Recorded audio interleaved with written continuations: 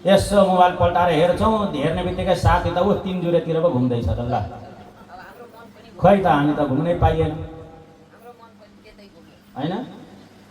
त्यस्तो हुन्छ नि, बिहान जुरुक्क उठ्ने बित्तिकै तपाईँ हाम्रो दृष्टि कहाँ पर्छ? मोबाइलको स्क्रिनमा पर्छ।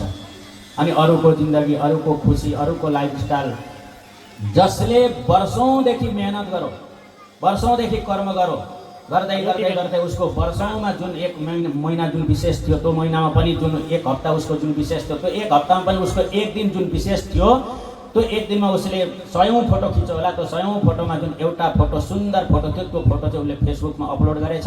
अनि बिहान जुरुक्क उठ्ने बित्तिकै हामीले आफ्नो मोबाइलको स्क्रिनमा त्यो फोटोलाई हेर्दै हामी के भन्छौँ? वाह, जिन्दगी भनेको त यस्तो हो, मेरै जिन्दगी खराब, अरूकै जिन्दगी सफल भन्छौँ हामी, होइन? हाम्रो त त्यस्तो स्वभाव छ नि त, अरूको हेर्ने। त्यही भएर शास्त्रमा भनेको